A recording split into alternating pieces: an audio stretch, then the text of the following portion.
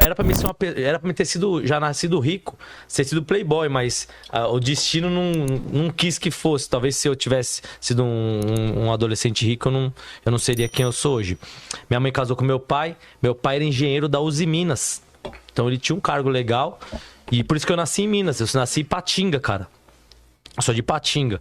E eu nasci lá e com alguns meses, com quase menos de um ano, a minha mãe separou do meu pai. Eles se separaram. E cada um tomou um rumo e meu pai foi comprar cigarro e nunca mais voltou. Manja, vou comprar um cigarro e ele nunca mais voltou. E aí, cara, eu tô fazendo um resumão só pra vocês entenderem. E aí, nesse período, minha mãe veio pra São Paulo.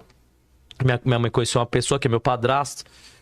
E esse cara aí, eu convivi com ele até os 15 anos de idade. E era um cara, ele era usuário de droga. E era um cara totalmente instável. Tipo assim, ele usava droga, então ele ficava 6 meses ruim e 6 meses bom, 6 meses ruim, 6 meses bom. Então, pra você ter uma ideia, em 16 anos eu morei em 21 lugares diferentes, cara. Eu morei em 20, a gente mudava pra uma casa, não pagava aluguel, era despejado, mudava. Aí naquela época tinha aqueles negócios de fiador, você pegava fiador no jornal, era um fiador meio que fake. E alugava uma casa e não pagava aluguel e mudava. Então, eu em 16 anos, cara, eu morei em 21 casas diferentes.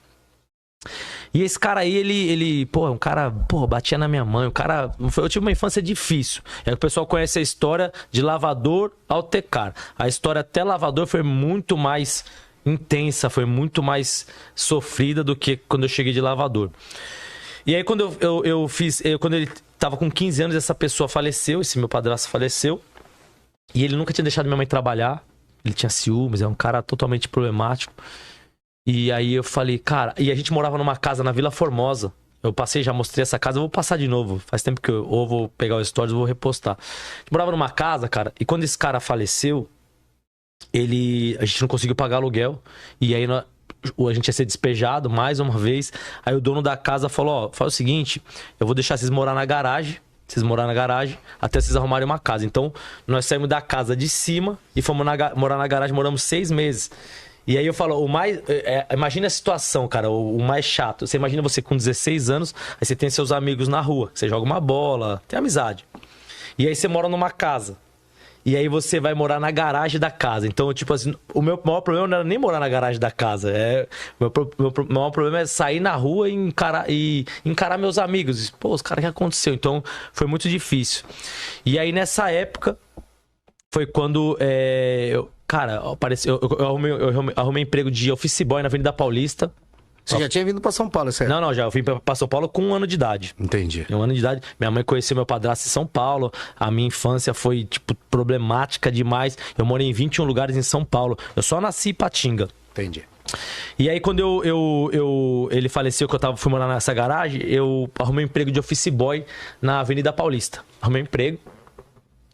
E surgiu uma vaga de office boy numa loja de carros. Logo depois, office boy. Caralho, tua história é tipo confrontamento, o TK, Thiago, com carro é lá de trás.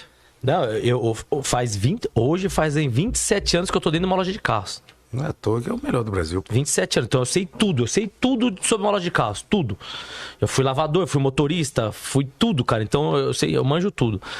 Aí o que acontece? Surgiu essa vaga pra me trabalhar de office boy numa loja de carros. E aí eu falei, office boy, não lavador, tá? E aí eu falei, pô, cara, era mais perto da minha casa. Eu morava na Vila Formosa, era mais perto do que até a Avenida Paulista. Eu falei, cara, topei. Falei, beleza. Então eu trabalho no escritório de contabilidade na Avenida Paulista e eu fui trabalhar numa loja de carros na Vila Carrão.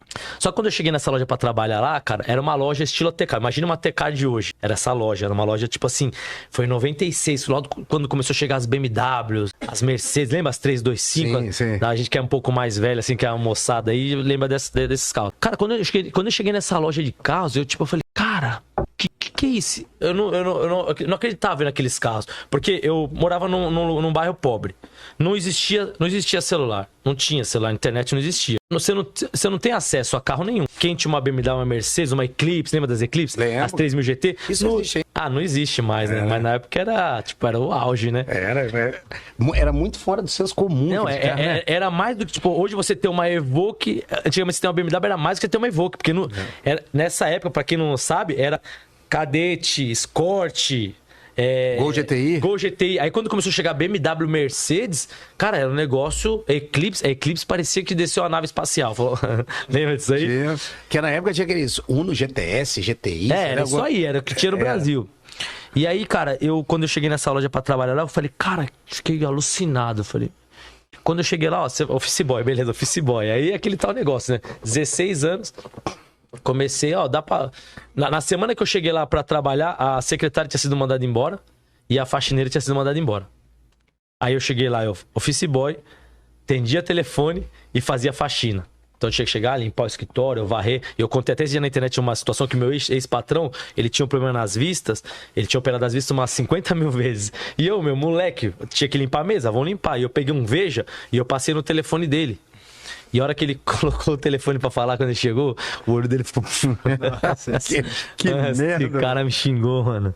Me xingou pra caramba. E eu fiquei puto, que eu falei, pensei, né? Pô, nem é minha obrigação fazer isso aí. Os cara tô fazendo um favor ainda, né? E ainda o cara tá reclamando. Mas enfim, aí depois eu comecei, tinha que lavar a loja toda quarta-feira, lavar todos os carros e lavar a loja. A loja tinha um telhado em cima, eu era magrinho, eu tinha que subir no telhado pra lavar o telhado. Ele era tão enjoado que ele queria que lavasse o telhado, mano. Eu subia lá e esfregava o telhado e lavava o telhado. Eu tenho uma passagem que eu conto, que eu tava na frente da loja puxando a água com rodo e passou um primo meu. E a gente é moleque, zoeiro, ele passou, só que eu fui contratado pra ser office boy. Quando ele passou, viu eu com o rodo, puxando água com o rodo, a hora que eu, final de semana, encontrei com ele, caramba, só no rodão lá, hein? E eu morria de vergonha. Então, quando eu tinha que limpar a frente da loja, eu, tipo, cara, será que alguém tá vendo? Porque, pô, isso aqui não é minha função. Então, foi assim meu começo. Comecei assim como lavador, limpava tudo, faxina. Aí depois disso aí, depois de um período, eles foram atrás para contratar uma faxineira. E lembra que eu contei que minha mãe não tinha trabalhado, que meu padrasto não deixava? Sim. E eu peguei minha mãe e levei para trabalhar nessa loja de faxineira. Então, tipo assim, eu era lavador e minha mãe faxineira na mesma loja. E nós trabalhamos, eu de lavador e ela de faxineira, nós trabalhamos lá mais ou menos junto uns 6, 7 anos, cara. A gente trabalhou lá, né? Eu fui subindo de cargo e ela continuou como faxineira. Então foi assim o meu começo. Às vezes a pessoa fala, pô, Tecar, você ama carro, porra. Não, cara, eu caí numa loja de carros porque Deus quis que eu caísse. Acho que tudo que aconteceu na minha vida foi desenhado por Deus. Então Deus quis. E aí eu fui fazendo o meu caminho.